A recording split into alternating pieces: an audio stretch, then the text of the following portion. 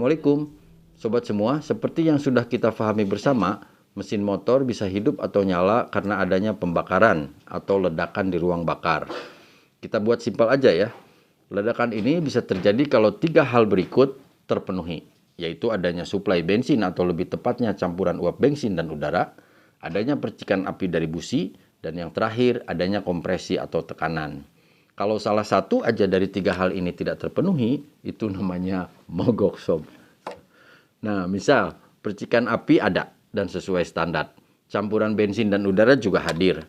Akan tetapi kalau kompresi bocor yang penyebabnya bisa dari klep aus, ring piston aus, atau gasket head rusak, ya wassalam. Di starter sampai semar jadi kurus pun gak akan pernah bisa nyala. Tentu kejadian sebenarnya tidak sesederhana ini. Banyak parameter lain yang menjadi penentu supaya ledakan terjadi dengan sempurna. Seperti kualitas percikan api dan timing kapan api harus memercik, rasio perbandingan campuran udara dan bensin, serta volume yang harus disemprotkan, dan batas nilai kompresi yang sesuai standar. Nah, di video kali ini yang akan kita bahas adalah komponen yang bertanggung jawab terhadap suplai campuran bensin dan udara ini, yaitu karburator, atau lebih tepatnya spare part karburator. Yuk kita mulai. Letak karburator ada di sini, di bawah tangki bensin. Keluaran karbu atau bagian depan sini terhubung ke silinder head melalui karet intake atau manifold. Dan inputnya atau bagian belakang sini terhubung dengan box filter udara. Selain itu, karburator juga pastinya terhubung dengan tangki bensin dan terhubung ke stang melalui kabel gas dan kabel cuk.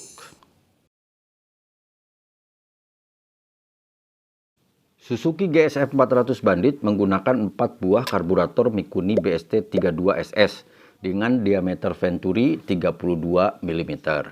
Dan berdasarkan cara pergerakan skepnya atau nama lain piston valve, karbu ini berjenis constant velocity atau CV atau lebih dikenal dengan sebutan karbu vakum.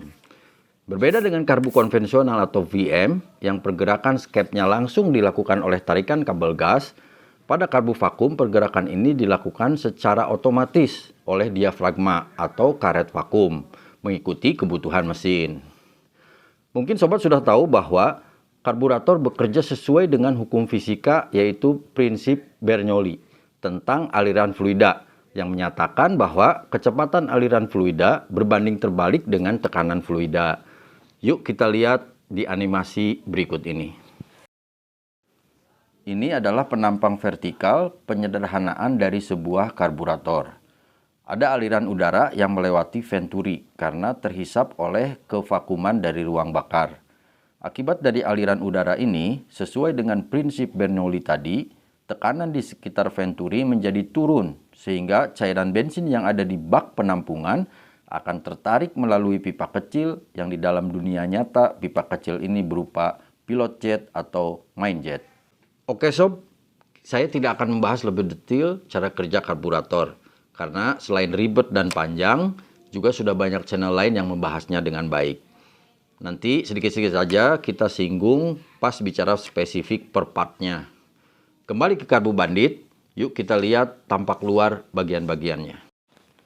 Udara masuk dari sini, kemudian keluar dari sini dengan kondisi sudah bercampur bensin.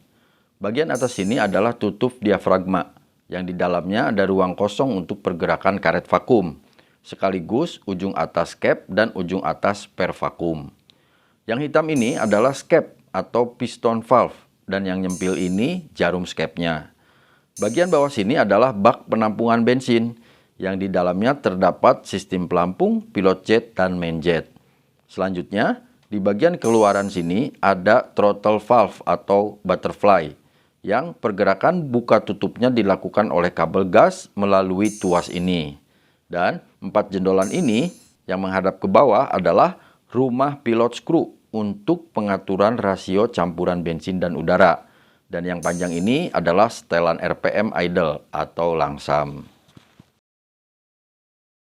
Pada prinsipnya, setting atau servis karbu untuk motor multisilinder dan multikarburator seperti Bandit ini sama dengan servis karbu untuk motor bersilinder tunggal, seperti misalnya membersihkan lubang-lubang main jet, pilot jet, cek karet vakum, setting campuran bensin udara, dan lain sebagainya. Hanya untuk multikarbu seperti ini, setelah yang tadi itu semua beres, perlu juga dilakukan yang namanya balancing atau sinkronisasi karbu dengan bantuan alat balancer karbu. Fungsi balancing ini adalah untuk memastikan bahwa setiap silinder mendapat asupan campuran bensin udara yang sama dengan cara mengatur posisi bukaan butterfly di setiap karbunya. Gejala-gejala seperti langsam atau idle tidak stabil, atau kasar, mesin lebih bergetar, bensin lebih boros, atau gas kurang responsif bisa jadi karena karburator tidak balance. Nah, sob, bagaimana balancing karbu ini dilakukan? Yuk kita lihat garis besarnya aja, karena untuk detailnya mungkin perlu dibuatkan lagi video khusus.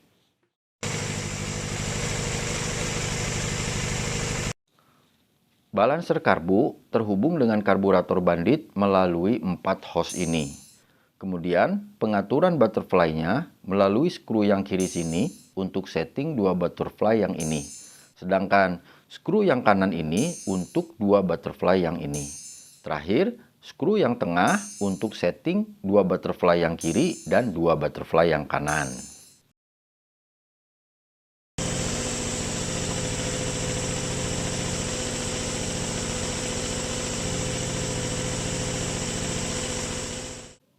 Oke sob, kita lanjut ke spesifik per spare part-nya.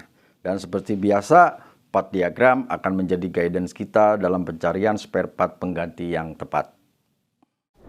Part nomor 5 adalah diaphragm atau karet vakum. Seperti yang disebutkan tadi, peranan part ini sangat penting. Turun naiknya skep adalah hasil kerja karet vakum ini, kerjasama dengan per vakum. Pada saat kabel gas ditarik, butterfly akan terbuka dan aliran udara akan melewati venturi, yang mengakibatkan tekanan di sekitar venturi turun, dan karena ruang di atas karet vakum terhubung melalui lubang di bawah skep, maka tekanan di ruang ini juga akan ikut turun. Akibatnya, karet vakum akan terdorong ke ruang atas dan skep beserta jarumnya juga akan ikut terangkat. Bisa sobat bayangkan, apabila karet ini bocor atau kelenturannya sudah tidak sesuai standar, maka turun naiknya skep akan terganggu dan akan mengakibatkan seperti misalnya langsam tidak stabil atau motor gak ada tenaga, digas bukannya teriak, malah mesin kayak mau mati. Hal ini karena karet vakum ini sudah tidak bisa mengangkat skep dengan normal.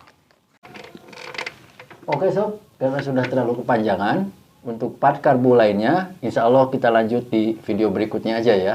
Yuk, Assalamualaikum.